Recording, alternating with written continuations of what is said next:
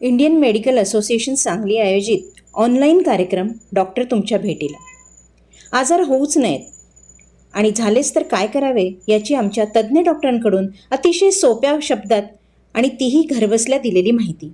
आत्तापर्यंत अनेक महत्त्वांच्या विषयांवर वेबिनार सादर. हे वेबिनार आपण आमच्या IMA सांगली आरोग्य जागृती या यूट्यूब चॅनेलवर केव्हाही बघू शकता. डोळ्यांची काळजी, विकार आणि त्यावरचे उपचार, लहानग्यांचे आरोग्य, विकार आणि उपचार, स्त्री जीवनातील विविध टप्प्यात येणाऱ्या समस्यांचे स्त्रीरोग तज्ज्ञांच्याकडूनच मार्गदर्शन, डायबेटीस अर्थात मधुमेहाविषयी सर्व काही, दानात श्रेष्ठदान, नेत्रदान, रक्तदान, त्वचादान आणि अवयवदान याविषयीची सर्व माहिती, मानदुखी, कंबरदुखी अर्थात मणक्यांच्या विकारांबद्दल सर्व काही, मुखदंतरोग समस्या, उपचार आणि प्रतिबंध, त्वचा विकारांपासून ते आधुनिक सौंदर्योपचार पद्धतीपर्यंत सर्व काही, भूलभुलैया अर्थात भूलशास्त्र आणि भूलतज्ञ, वंध्यत्वाची कारणे व इलाज याविषयी तज्ज्ञ डॉक्टरांचे मार्गदर्शन. जर एखादे वेबिनार मिस झाले असेल तर काळजी नको. तुम्ही IMA सांगली आरोग्य जागृती या यूट्यूब चॅनलवर केव्हाही हे वेबिनार बघू शकता. तेव्हा आमच्या चॅनलला सबस्क्राईब करायला विसरू नका आणि इतरांना सांगायलाही विसरू नका.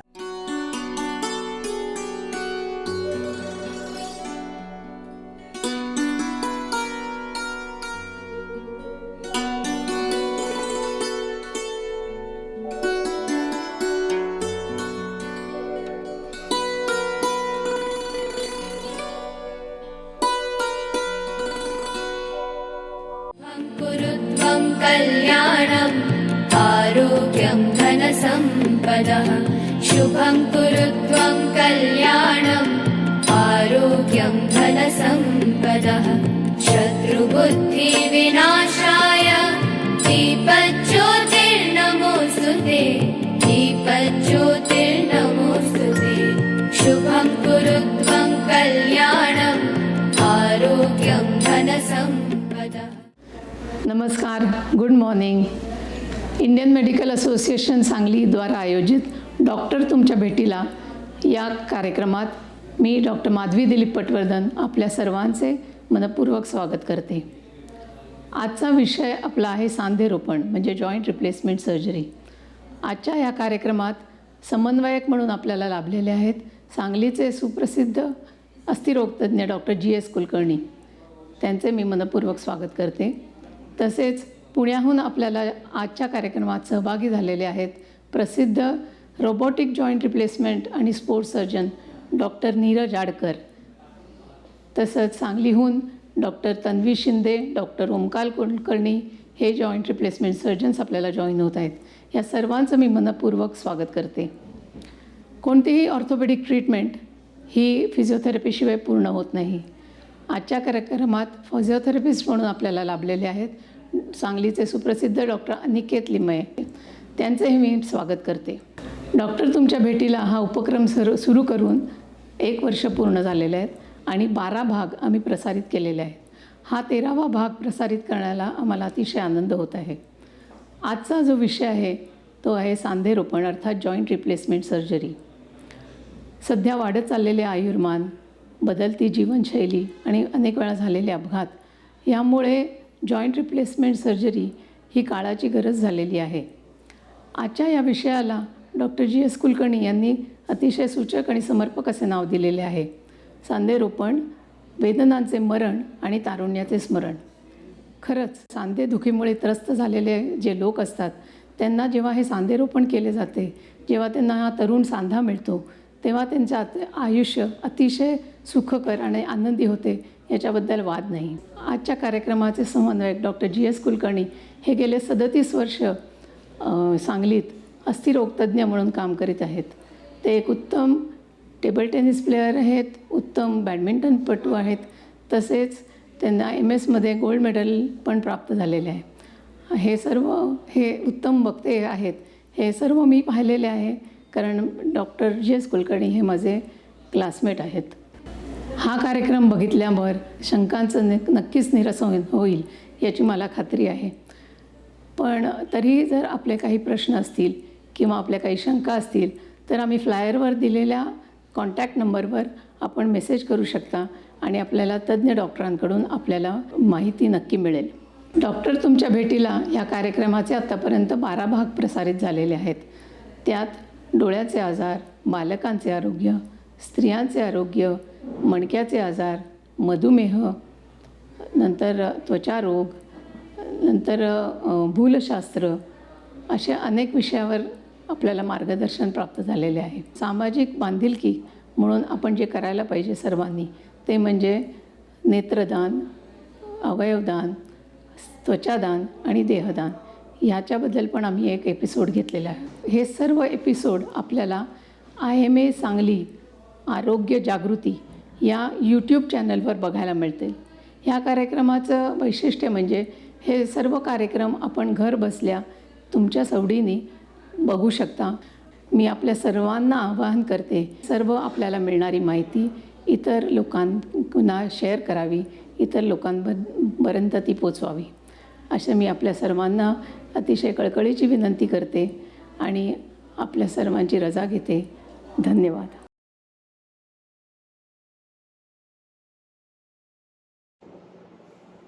नमस्कार मंडळी, मी डॉक्टर GS कुलकर्णी, अस्थिशल्य विशारद सांगली. सांधे रोपण, वेदनांचं मरण आणि तारुण्याचं स्मरण या चर्चासत्रात आपणा सर्वांचं सहर्ष स्वागत. कळा ज्या लागल्या जीवा मला की ईश्वरी ठाव्या, कुणाला काय हो त्याचे, कुणाला काय सांगावे. मला वाटतं या 2 ओळी आज अनेक घरातून साठी पार केलेले जे ग्रहस्थ आहेत त्यांच्या गुडघ्यांच्या वेदनांचं वर्णन करायला अतिशय समर्पक आणि चपखल अशा आहेत. असं म्हणतात की साठीनंतर आयुष्याची दुसरी इनिंग सुरू होते. कुठल्याही सहव्याधी नसतात किंवा असल्यास तर नियंत्रणाखाली असतात. अशा वेळी आयुष्याची मजा खऱ्या अर्थानं घ्यायची असते. म्हणजे जोडीदाराबरोबर सहलीला जायचं असतं, नातवंडांबरोबर बागडायचं असतं, नातवंडाला पाटकुळीला घेऊन घोडाघोडा करायचा असतो. पण गुडघेदुखी आणि खुब्याचं दुखणं हे या साऱ्याच्या आड येतं आणि ती आयुष्याची मजा तुम्ही खऱ्या अर्थाने घेऊ शकत नाही. ते म्हणतात ना, सुख वेसी न म्हणता म्हणता घन दुःखाचा गहिवरतो, अशी परिस्थिती होऊन जाते. काही लोकांच्या बाबतीत ही परिस्थिती 70ला किंवा त्यानंतर येते. मित्र, विज्ञानानं गेल्या काही दशकांमध्ये उत्तुंग भरारी घेतली आहे आणि परिणामस्वरूप मनुष्याच्या आयुष्याची वयोमर्यादा वाढलेली आहे.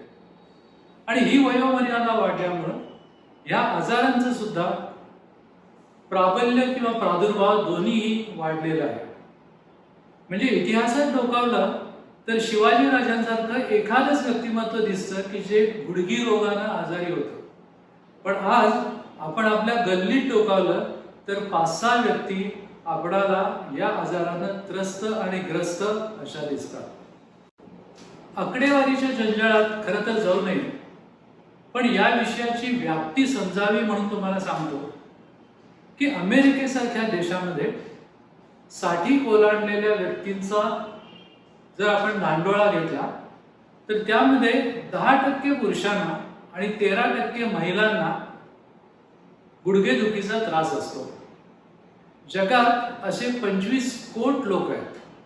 एकट्या अमेरिकेत दर वर्षाला 6 लाख गुडघ्याच्या सांधेरोपणाच्या शस्त्रक्रिया होतात आणि 3,30,000 खुब्याच्या सांधेरोपणाच्या शस्त्रक्रिया होतात. भारतात नेमकी काय स्थिती आहे? जेव्हा 2020ची आकडेवारी प्रसिद्ध झाली तेव्हा भारतात हेच प्रमाण होतं. गुडघ्यांसाठी 2 लाख आणि खुब्यांसाठी 50,000. काही वर्षापूर्वी म्हणजे साधारण या शतकाच्या सुरुवातीला जेव्हा आम्ही आमच्या रुग्णांना सांधेरोपणाचा सल्ला द्यायचा तेव्हा तो दचकायचा, त्याच्या भुवया उंचावायच्या आणि थोडा वेळ विचार करून तो हसत हसत म्हणायचा, डॉक्टर काय चेष्टा करताय.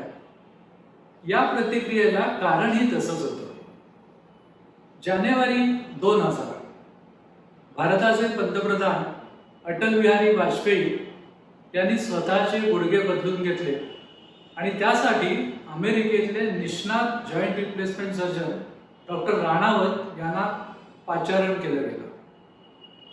मला अगदी पक्क आठवते, वाजपेयींच्या सर्जरीच्या वेळी इंडिया टुडे या नियतकालिकानं एक खास इश्यू काढला होता आणि त्यामध्ये राम जेठमलांची एक मुलाखत प्रसिद्ध झाली होती.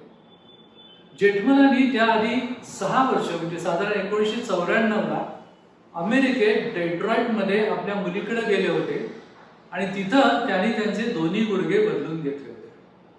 आणि त्यावेळी घेतलेल्या मुलाखतीत जेठमलानींनी असं सांगितलं की सांधेरोपणाचा मला झालेला सर्वात मोठा फायदा म्हणजे मी बॅडमिंटन खेळू शकलो. त्यानंतर 9 वर्षांनी भारतरत्न गानसम्राज्ञी लता मंगेशकर यांनी आपले गुडघे बदलून घेतले. पण यावेळी ठळकपणे जाणवणारे 2 बदल मात्र निश्चित झाले होते.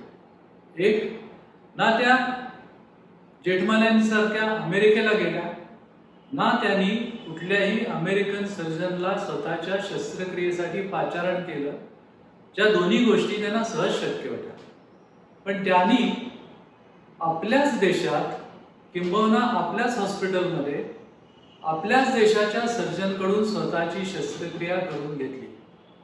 आणि त्यानंतर 4 वर्षांनी त्यांच्या बहिणीनं म्हणजे आशा भोसले यांनी ही शस्त्रक्रिया करून घेऊन बहिणीच्या पावलावर पाऊल ठेवलं आणि तिच्या लक्षात आलं असेल की पाऊल ठेवताना तिला जे दुखत होतं तो सांधा वेदना विरहित झाला. या साऱ्याचा थोडासा तोटा असा झाला की सांधेरोपणाची शस्त्रक्रिया ही वाजपेयी, जेठमलानी, मंगेशकर अशा सारख्या लोकांसाठी आहे अशी धारणा जनमानसामध्ये तयार झाली. पण त्यानंतर बरीच वर्ष निघून गेली, पुलाखालून बरंच पाणी वाहून गेलं. परिस्थितीमध्ये लोकांच्या क्रयशक्तीमध्ये फरक पडला. तंत्रज्ञान लोकांच्या दारापर्यंत येऊन पोचलं आणि आज पलीकडच्या गल्लीतल्या पारुबाईचं गुडघ्याचं दुखणं ऑपरेशन नंतर गेलं हे समजल्यावर अलीकडच्या गल्लीतल्या रखमाबाई आमच्याकडे येतात आणि डॉक्टर वाट्या बदला म्हणून आग्रह करतात. मित्रो, माझा सांगायचा मुद्दा असा आहे की एकेकाळी जी शस्त्रक्रिया ही मेट्रो सिटीज पुरती मर्यादित होती, ती शस्त्रक्रिया आता जिल्ह्याच्या ठिकाणी होऊ शकते. किंबहुना गेल्या 2-3 वर्षामध्ये ती तालुक्याच्या ठिकाणी सुद्धा होऊ लागलेली आहे. त्यामुळं या शस्त्रक्रियेनं होणारा प्रचंड फायदा जर लक्षात घेतला तर अनेक लोकांनी त्याचा फायदा करून घ्यावा या उदात्त हेतूनं IMAनं हे चर्चासत्र आयोजित केलेलं आहे. आज या चर्चासत्रात माझ्याबरोबर जे तज्ज्ञ सहकारी आहेत ते आहेत doctor Omkar Kulkarni, doctor Tanvi Shinde, doctor Neeraj Adkar आणि डॉक्टर अनिकेत लिवमे. डॉक्टर ओंकार कुलकर्णी हे एक तरुण आणि धडाडीचे सर्जन आहेत. गुडघ्याच्या सांध्याच्या आणि खांद्याच्या सांध्याच्या दुर्बिणीतून केल्या जाणाऱ्या शस्त्रक्रिया हा त्यांच्या जिव्हाळ्याचा विषय तर आहेच, पण गुडघा, खुबा आणि खांदा या साऱ्या सांध्यांचं सांधेरोपण सुद्धा करण्यात ते वाकबगार आहेत. मी आता डॉक्टर ओंकार कुलकर्णी यांना विनंती करतो की त्यांनी येऊन आम्हाला सांध्याच्या रचनेबद्दल आणि पेशंटवर सांधे बदलून घेण्याची पाळी काय येते, ज्याला आम्ही वैद्यकीय भाषेत पॅथोफिजिओलॉजी म्हणतो, त्याबद्दल थोडंसं अवगत करावं. डॉक्टर ओंकार कुलकर्णी. नमस्कार, मी डॉक्टर ओंकार प्रताप कुलकर्णी. मी MBBS, MS ortho, DNB ortho, fellowship in joint replacement आणि आर्थोस्कोपी आणि स्पोर्ट्स मेडिसिनमध्ये फेलोशिप केलेली आहे. आजच्या डॉक्टर तुमच्या भेटीला या वेबिनार सत्रामध्ये मला बोलण्याची संधी दिली त्याबद्दल मी आमचे coordinator doctor GS Kulkarni sir, तसेच IMAचे president doctor Mehta, doctor Shah sir, त्यानंतर या प्रकल्प प्रमुख ज्या आहेत त्या आमच्या डॉक्टर माधवी पटवर्धन मॅडम आणि सुहास जोशी सर, या सर्वांचे आभार व्यक्त करतो. त्यांना धन्यवाद देतो. आज या वेबिनारमध्ये मला जो टॉपिक दिलेला आहे, विषय दिलेला आहे, तो म्हणजे सांध्याची संरचना व आजारविज्ञान, म्हणजे जॉईंटची ॲनाटॉमी आणि त्यांची पॅथोफिजिओलॉजी, की ज्याच्यामुळं आपल्याला जॉईंट रिप्लेसमेंट सर्जरी करावी लागते. तर साधारण सांध्यांची रचनामध्ये आपण पाहूया गुडघ्याची संरचना, म्हणजे गुडघ्याची ॲनाटॉमी कशी असते. आत्ता जे समोर दिसतं आहे आपल्याला ते मांडीचं हाड आहे, त्याच्या पुढं आहे ती गुडघ्याची वाटी आहे ज्याला आम्ही पटेला म्हणतो, आणि खालचं जे बोन आहे पायाचं हाड त्याला टिबिया बोन असं म्हणलं जातं.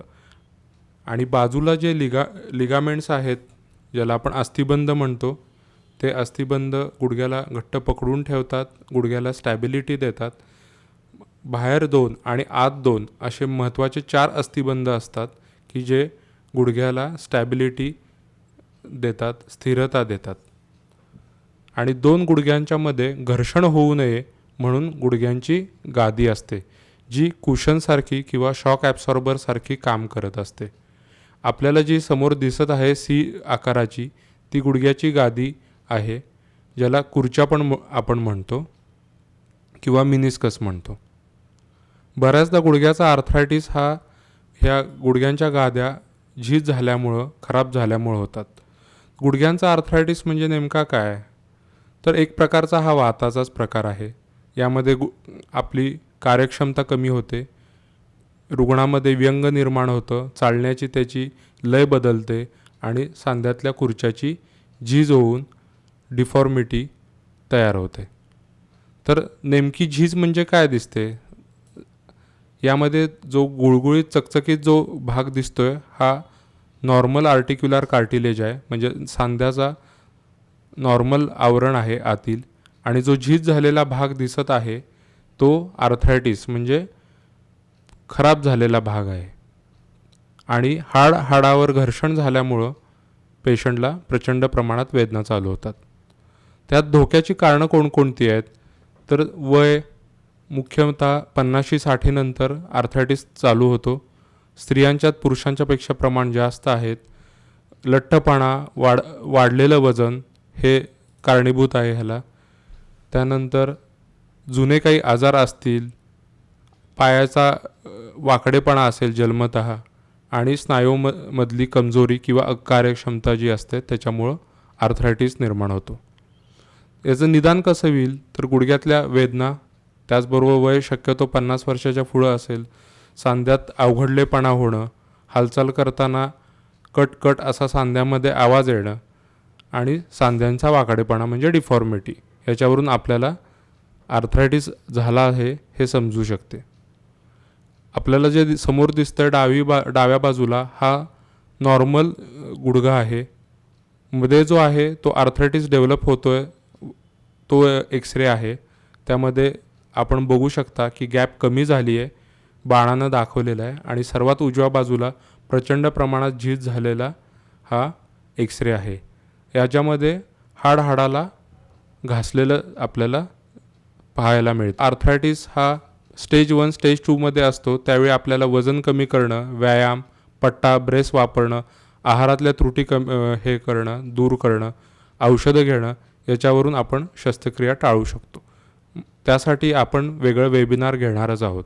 जर झीज खूपच प्रमाणात जास्त असेल, ॲडव्हान्स आर्थरायटिस असेल, तर मात्र आपल्याला सांधारोपण ही सर्जरी, नी रिप्लेसमेंट सर्जरी ही करावी लागते. खुबा म्हणजे हिप जॉईंट, ह्याबद्दल आपण माहिती घेणार आहोत. हिप जॉईंट हा बॉल अँड सॉकेट जॉईंट आहे. मल्टी डायरेक्शनल ही मुवमेंट्स ह्या जॉईंटमध्ये असते, ज्याला आपण मराठीत उखळीचा सांधा असंही म्हणतो. साधारण हा कशापासून बनलेला असतो? हा बनलेला असतो बॉल आणि सॉकेट जॉईंट, म्हणजे तुमचं मांडीच्या हाडाचा जो वरचा फुगीर भाग आहे बॉल, आणि जे पेल्विस बोन आहे त्याचं जे सॉकेट आहे त्याच्यापासून हा बनलेला असतो. ह्यामध्ये सॉकेट खूप खोलगट असतं, त्यामुळं सांध्याला मोठ्या प्रमाणात स्थिरता येते. तर आर्थरायटिस कशामुळं निर्माण होतो खुब्यामध्ये? तर जुने काय ॲक्सिडेंट असतील, अपघात असतील, त्यामध्ये स्नायूंची खुब्याच्या आजूबाजूंच्या स्नायूंची दुर्बलता असेल, अकार्यक्षमता असेल, विशेषतः स्त्रियांच्यात पुरुषांच्यापेक्षा जास्त प्रमाणात पाहायला मिळतो. वाढतं वय, तसेच जनुकीय संरचना, म्हणजे एखाद्या पिढीमध्ये आर्थरायटिस असेल तर पुढच्या पिढीमध्ये पण होण्याची संभावना जास्त असते, किंवा जन्मतः शारीरिक काही व्यंग असेल तर आर्थरायटिस आपल्याला दिसू शकतो. यामध्ये आता तुम्हाला जे दिसत आहे डाव्या बाजूला हा नॉर्मल सांधा आहे, खुबा आहे, आणि उजव्या बाजूला आर्थरायटिस म्हणजे खराब झालेला खुबा दिसत आहे. यामध्ये आपल्याला दिसत आहे की बॉलचा कार्टिलेज जे आहे, जो गुळगुळीत भाग दिसतोय तो खराब झालेला आहे आणि खडबडीत झालेला आहे. त्याच्यामुळं घर्षणामुळं पेशंटला वेदना चालू होतात.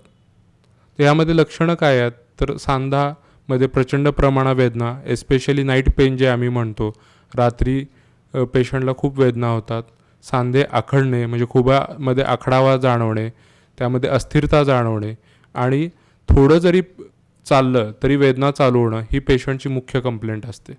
चालण्याची वेगसुद्धा यामध्ये मंदावतो.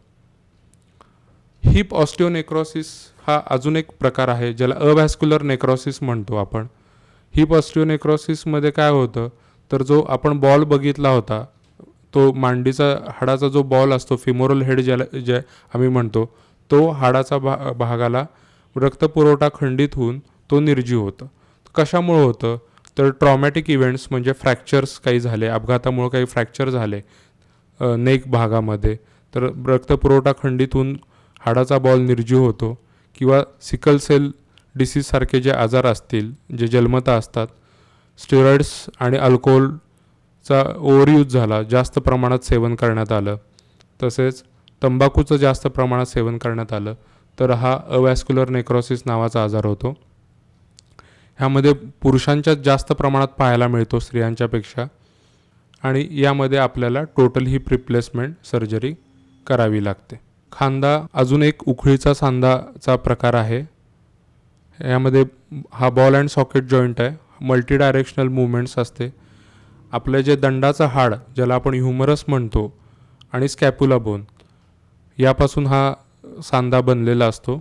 जे ग्लेनॉइड जे म्हणतो, जे सॉकेट आहे ते सॉकेट स्कॅप्युला बोनपासून बनलेलं असतं. त्याच्यामध्ये दंडाच्या हाडाचा जो बॉल आहे तो फिट बसलेला असतो आणि त्याच्यामुळं खांद्याला स्थिरता प्राप्त होते. पण खुब्यासारखा हा जो भाग आहे ग्लेनॉइड हा अतिशय उथळ असतो, म्हणजे सॉकेट उथळ असतो, खुब्यासारखं खोलगट नसतं. त्यामुळं ह्याच्याबद्दल जी स्थिरता असते हे मुख्यतः त्याच्या आजूबाजूचे लिगामेंट्स, म्हणजे ज्याला आपण ग्लेनॉइड लॅब्रम म्हणतो, हे जे आपल्याला आता समोर दिसतं आहे, आणि आजूबाजूचे जे खांद्याचे स्नायू आहेत हे त्याला स्थिरता प्राप्त करतात.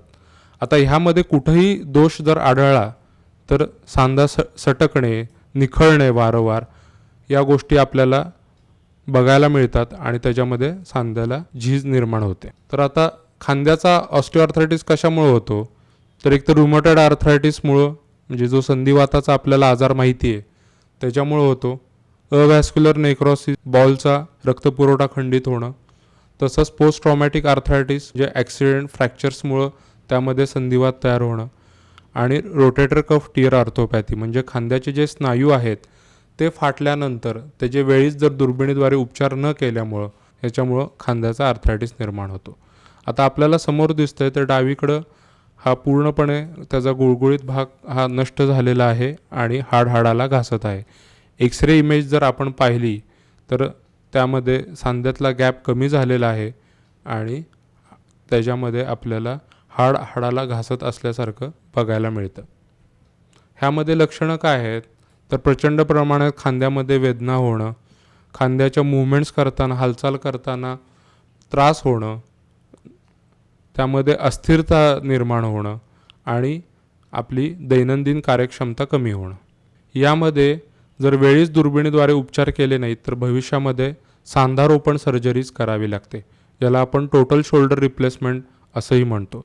बऱ्याचदा काय होतं, फ्रॅक्चर्समध्ये आपण पट्टी आणि स्क्रूनं ते हाड व्यवस्थित बसू शकत नाही, तर ह्यावेळीसुद्धा आपल्याला सांधारोपण सर्जरी करावी लागू शकते. आणि स्नायू मोठ्या प्रमाणात फाटले असतील तर आपल्याला रिव्हर्स शोल्डर रिप्लेसमेंट हे करावे लागते. धन्यवाद. थँक्यू. डॉक्टर ओंकार, हिप रिप्लेसमेंटच्या मानानं नी रिप्लेसमेंटची संख्या खूप जास्त असते, याचं काय कारण आहे? गुडघा हा खुब्याच्या सांध्यापेक्षा खूप जास्त कॉम्प्लेक्स आहे. त्याच्यामध्ये मिनिस्कस म्हणजे गुडघ्याच्या कुर्च्या म्हणू किंवा गुडघ्याचे अस्थिबंध आतले जे लिगामेंट्स आहेत ACL PCL आणि बाहेरचे लिगामेंट्स आहेत जे गुडघ्याला स्टॅबिलिटी प्रोव्हाइड करतात. बऱ्याचदा ह्या गोष्टीमध्ये दुर्लक्ष होतं. ह्यांचे जे आजार आहेत ते वेळीच उपचार केले जात नाहीत. त्यामुळं ओव्हर द पिरियड कालांतराने गुडघ्यामध्ये प्रचंड प्रमाणात झीज होते. गुडघा हा वेट बेरिंग जॉईंट आहे.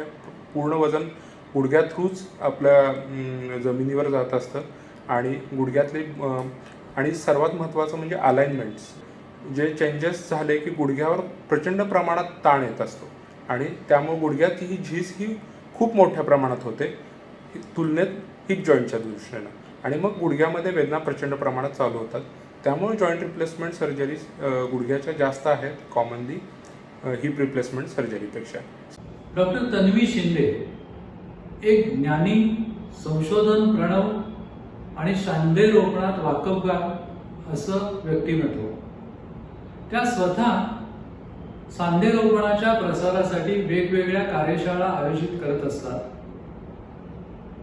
राज्यस्तरावरच नव्हे तर राष्ट्रीय स्तरावरही त्या वेगवेगळ्या परिषदांमध्ये नवशिक्या लोकांना मार्गदर्शन करत असतात. गुडघ्यातल्या आणि खांद्याच्या आर्थ्रोस्कोपी किंवा दुर्बिणीतल्या शस्त्रक्रिया हा त्यांच्या जिव्हाळ्याचा विषय आहे. पण त्या खुब्याचं आणि खांद्याचं सांधेरोपण सुद्धा निष्णातपणे करतात. शस्त्रक्रियेवर बोलू काही म्हणजे ही शस्त्रक्रिया नेमकी कशा प्रकारे केली जाते याचं ज्ञान त्या आता आपल्याला देतील. नमस्कार, मी डॉक्टर तन्वी शिंदे. मी एक अस्थिरोग तज्ज्ञ असून सांधाबदल शस्त्रक्रिया व दुर्बिणीतून होणाऱ्या सांध्यांच्या शस्त्रक्रिया याच्यामध्ये विशेष प्रावीण्य प्राप्त केलं आहे. सध्या मी सांगली येथील म्हैसाळकर शिंदे हॉस्पिटल येथे कार्यरत आहे. मित्रहो, सध्याच्या गतिमान जीवनामध्ये स्त्री पुरुषांचे आयुष्यमान वाढलेलं आहे, पण त्याचबरोबरीने सांध्यांच्या समस्या देखील वाढलेल्या आहेत. जसा वैद्यकीय क्षेत्राचा आढावा वाढत चाललेला आहे, तसेच सांध्यांच्या समस्यांचे योग्य पद्धतीनं निराकरण होण्याची क्षमता देखील वाढलेली आहे. आज आपण जॉईंट रिप्लेसमेंट किंवा सांधाबदल शस्त्रक्रियेविषयी जाणून घेणार आहोत. सर्वप्रथम आपण बघूया गुडघाबदल शस्त्रक्रियेविषयी. जसं ओमकार सरांनी आपल्याला सांगितलं की गुडघ्यांचा कार्टिलेज म्हणजेच उपस्थींचा स्तर खराब होतो किंवा फाटतो, गुडघ्याची झीज होते आणि हा झीज झालेला गुडघा रोज चालताना किंवा उठता बसताना त्रास द्यायला लागतो. अशा वेळी सांधा बदली करून रुग्णांना पुनर्जीवन देता येते. गुडघ्याच्या सांधा बदलीचे 2 प्रकार आहेत. एक म्हणजे अंशतः सांधा बदल. जेव्हा गुडघ्याचा एकच कप्पा खराब झाला असेल तर तेवढाच कप्पा बदलून गुडघ्याच्या बाकी भागाचे संवर्धन केले जाऊ शकते. जर एकापेक्षा अनेक कप्पे खराब झाले असतील तर मात्र संपूर्ण सांधाबदल शस्त्रक्रिया किंवा टोटल नी रिप्लेसमेंट सर्जरी करावी लागते, ज्याच्यामध्ये गुडघ्याचे 2 किंवा 3 कप्पे बदलले जातात. बऱ्याचदा पेशंट आम्हाला विचारतात, आमचं वय 70 आहे किंवा 80 आहे, तर हे ऑपरेशन आम्हाला झेपेल का? तर मित्र हो, जनरली सांधाबदल शस्त्रक्रिया ही या वयातच केली जाते. त्यामुळे ही शस्त्रक्रिया ह्या वयासाठीच तयार झालेली आहे आणि ती संपूर्ण सेफ आहे. तरी देखील ऑपरेशनच्या आधी रुग्णाचा फिटनेस चेक केला जातो. त्याच्यामध्ये रक्ताचे तपास, एक्स-रे, छातीची पट्टी किंवा ECG तसेच 2D इको करून रुग्णाचा फिटनेस झाल्यास त्याला शस्त्रक्रियेचा सल्ला दिला जातो. शस्त्रक्रिये करताना भूल कमरेत दिली जाते आणि कमरेखालचा भाग बधीर केला जातो. शस्त्रक्रिया होईपर्यंत रुग्ण पूर्ण शुद्धीत असतो. साधारणपणे ह्या शस्त्रक्रियेला 1.5 ते 2 तासांचा अवधी लागतो. शस्त्रक्रियामध्ये काय करतात हे आपण जाणून घेऊया. कारण का बऱ्याचदा रुग्णांना वाटतं की माझा गुडघा काढून काहीतरी दुसरा कृत्रिम गुडघा बसवणार आहे. पण उपस्थींचा फक्त 9 मिलीमीटरचा असा थर काढून त्याच्यावरती कॅप बसवली जाते, मांडीच्या हाडाला आणि नडगीच्या हाडाला देखील. आणि ह्या 2 कॅपमध्ये जशी नॅचरल मिनिस्कस किंवा खुर्च्या असते तशी कृत्रिम गादी बसवली जाते. जर वाटीचं हाड खराब झालं असेल तरी ते देखील बदलले जाते आणि अशा पद्धतीने सांधाबद्दल शस्त्रक्रिया पूर्ण केली जाते. ऑपरेशन नंतर आपण बघू शकता की हा खराब झालेला उपस्थींचा स्तर परत गुळगुळीत होतो आणि हा गुळगुळीत झालेला भाग वेदनामुक्त गुडघ्यांच्या हालचाली देतो. ऑपरेशन नंतर रुग्णाला रिकव्हरीमध्ये ठेवले जाते. त्याच दिवशी किंवा फार तर फार दुसऱ्या दिवशीपासून रुग्णाला चालवण्यात येते. पहिल्यांदा आपण वॉकरच्या सहाय्याने रुग्णाला चालवतो. सांधा बदलीचे फायदे काय आहेत? जर तुम्हाला गुडघ्याच्या त्रासानं दैनंदिन जीवनामध्ये हाल अपेष्टा झेलावे लागत आहेत, तर सांधा बदली केल्याने तुम्हाला पुन्हा एकदा दैनंदिन जीवन वेदनामुक्त जगता येऊ शकेल. बऱ्याचदा गुडघा खराब झाल्यामुळे पायाचा अक्ष बदललेला असतो. ह्या बदललेल्या अक्षामुळे चालायची लय बिघडते आणि बऱ्याचदा रुग्णाला खुब्याचे किंवा नडगीच्या हाडाचे फ्रॅक्चर होऊ शकतात. तर हा अंश सुद्धा सुधारून आपल्याला हे धोके टाळता येतात. ह्याच्यात तुम्ही बघू शकता की ह्या गृहिणी संधिवातामुळे अतिशय त्रस्त होत आणि चालणंही अशक्य झालं होतं. त्याच सांधा बदलीनंतर त्यांचं योग्य ते काम करू शकतात. बऱ्याचदा रुग्ण विचारतात, ऑपरेशन नंतर आम्ही मांडी घालून बसू शकू का किंवा चवड्यावर बसू शकू का? तर आता तुम्ही बघताय हे गृहस्थ जे जवळजवळ 70 वर्षाचे आहेत, ऑपरेशन नंतर पूर्ण मांडी घालून बसू शकतात किंवा चवड्यावर बसू शकतात. पण ह्या सांध्यांचं आयुष्यमान जपण्यासाठी किंवा वाढवण्यासाठी ह्या गोष्टी टाळलेल्या चांगल्या. पण जर एखाद्या वेळेस अडचण असेल तर तुम्ही हे नक्कीच करू शकता. मित्रांनो, ऑपरेशन नंतर फिजिओथेरपी म्हणजेच भौतिक उपचाराला अनन्यसाधारण महत्व आहे. त्यामुळे फिजिओथेरपिस्टने दिलेला फिजिओथेरपी प्रोटोकॉल तंतोतंत पाळणं आवश्यक आहे. गुडघ्याच्या सांधाबद्दल शस्त्रक्रियेनंतर आपण बघूया खुबाबद्दल शस्त्रक्रियेविषयी. सध्या कोविड-19 इन्फेक्शन नंतर खुब्याचा बॉल खराब होणे ही प्रक्रिया खूप आढळून येत आहे. स्पेशली VC मध्ये किंवा तिशी मधल्या लोकांमध्ये सुद्धा ह्याचे प्रमाण खूप वाढत आहे. कारण कोविड-19 मुळे रक्ताच्या गुठळी होऊन बॉलचा रक्तपुरवठा खराब होऊन बॉल झिजत चाललेला आहे आणि त्यामुळे खुब्याची सांधेदुखी पण वाढलेली आहे. या एक्सरे मध्ये तुम्ही बघू शकता की उजव्या साईडचा खुबा हा पूर्ण गोलाकार आहे, पण डाव्या साईडचा खुबा एकदम चपटा झालेला आहे. तर अशामध्ये खुब्याचा बॉल आणि वाटी बदलून आपल्याला सांधाबद्दल शस्त्रक्रिया करता येते. खुब्याच्या सांधाबद्दल शस्त्रक्रियेचे 2 प्रकार आहेत, ज्याच्यामध्ये खुबा सिमेंट वापरून बसवला जातो, त्याला सिमेंटेड रिप्लेसमेंट म्हणतात. ज्याच्यामध्ये सिमेंट न वापरता सांधाबद्दल केली जाते त्याला अनसिमेंटेड हिप रिप्लेसमेंट म्हणतात. तर हिप रिप्लेसमेंट मध्ये नेमकं करतात काय? तर रुग्णाला एका अंगावर झोपून पहिल्यांदा खुबा उघडला जातो. खुब्याच्या वाटीचा जो खराब झालेला उपस्थींचा स्तर आहे तो अशा प्रकारे काढला जातो आणि त्याच जागी परत वाटी बसवली जाते. ह्या वाटीच्या आतमध्ये इन्सर्ट येतो. ह्याचे वेगवेगळे प्रकार आहेत, ज्याबद्दल अडकर सर आपल्याला अधिक मार्गदर्शन करणारच आहेत. ही वाटी आपल्याला सिमेंट किंवा अनसिमेंटेड ह्या पद्धतीने बसवता येते. त्याच पद्धतीने बॉल काढल्यानंतर मांडीच्या हाडामध्ये रॉड बसून बॉल बदलून हा सांधा पुनश्च निर्माण केला जातो. ह्या सांधा बदलीचे पण तितकेच चांगले रिझल्ट्स आहेत. तुम्ही बघू शकता एका यंग पेशंट मध्ये ज्याला रोजचं चालणंही अवघड झालेलं आहे, त्यांना सांधा बदली करून परत आयुष्याच्या मुख्य प्रवाहात आणणं शक्य आहे, जेणेकरून ते रोजगारही कमवू शकतात. खुबा बदलीनंतर आपण बघूया शोल्डर रिप्लेसमेंट. खुबा बदल किंवा गुडघा बदलपेक्षा शोल्डर रिप्लेसमेंट ही कमी प्रमाणात होते. पण ज्यांच्यामध्ये खांद्याचं फ्रॅक्चर आहे आणि हे फ्रॅक्चर जोडता येत नाही किंवा संधिवातानं किंवा अव्हॅस्क्युलर नेक्रोसिसनं सांधा खराब झालेला आहे, त्यांच्यामध्ये आता टोटल शोल्डर रिप्लेसमेंट करणं शक्य झालेलं आहे, ज्याच्यामुळं परत आपल्याला वेदनामुक्त सांधा मिळू शकतो. जसं आपल्याला ओंकार सरांनी सांगितलं की सांध्याचा स्नायू हा त्याचा वर्क हॉर्स समजला जातो आणि तो स्नायू फाटला असेल तर सांध्यांच्या हालचाली करणं अवघड जातं. असं शोल्डरमध्ये जर रोटेटर कफ फाटला असेल आणि तो शिवता येत नसेल तर रिव्हर्स शोल्डर रिप्लेसमेंट करून आपल्याला खांद्याच्या हालचाली पूर्ववत करता येऊ शकतात. शोल्डर रिप्लेसमेंटचे सुद्धा तितकेच चांगले रिझल्ट्स आहेत. तर रिप्लेसमेंट सर्जरी नंतर काय कॉम्प्लिकेशन्स होऊ शकतात ह्याचा पण एक आढावा घेऊया.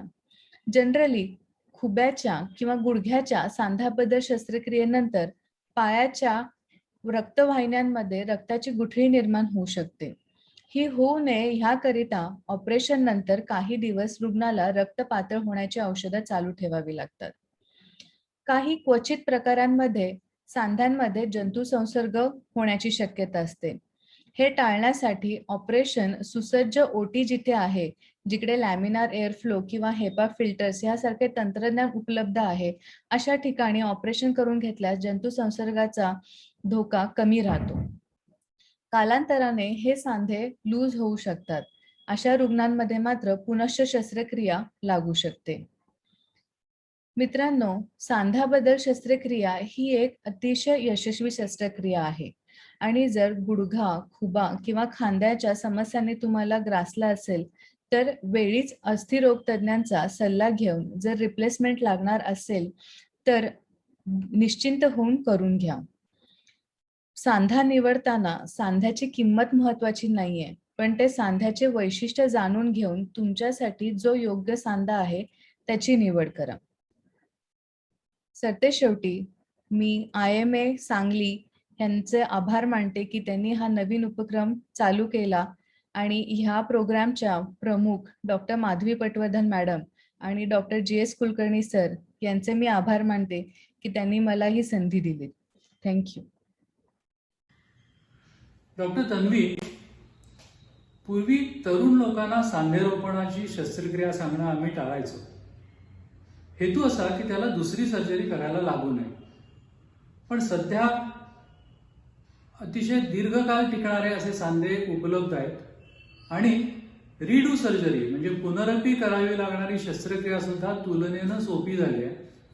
तर सध्या या पेशंटच्या बाबतीत तुमचा अप्रोच कसा असतो? सर, तुमचं म्हणणं अतिशय रास्त आहे. पूर्वी सांध्याबद्दल शस्त्रक्रिया जेव्हा सुरुवात झाली होती तेव्हा तरुणांमध्ये ह्या शस्त्रक्रियेचा सल्ला दिला जायचा नाही. हा सल्ला फक्त वृद्धांमध्येच द्यायचं की सांध्याबद्दल शस्त्रक्रिया केल्यानंतर दुसरी सांध्याबद्दल शस्त्रक्रिया लागू नये. पण आजकाल शस्त्रक्रियेमध्ये झालेलं संशोधन, अवेलेबल असलेले उत्कृष्ट इम्प्लांट्स आणि शस्त्रक्रियांमध्ये आलेली आधुनिकता ह्यामुळे शस्त्रक्रिया ही खूप सुरळीतपणे पार पाडता येते आणि शिवाय ह्याचे रिझल्ट्स देखील लॉंग लास्टिंग आहेत. आणि त्यामुळे ज्या तरुणांना त्यांच्या खुब्याच्या, गुडघ्याच्या प्रॉब्लेम्समुळे चालता येत नाहीये किंवा दैनंदिन गोष्टी करता येत नाहीयेत आणि जीवन हालाकीचं बनलेलं आहे, अशांना आपल्याला वेदनामुक्त जीवन देता येऊ शकतं. हे रुग्ण परत आपलं दैनंदिन कामकाज करू शकतात, रोजगार कमवू शकतात. आणि जर त्यांना रिसर्जरी लागली तर अशा सर्जरींसाठी देखील विशिष्ट इम्प्लांट्स अवेलेबल आहेत.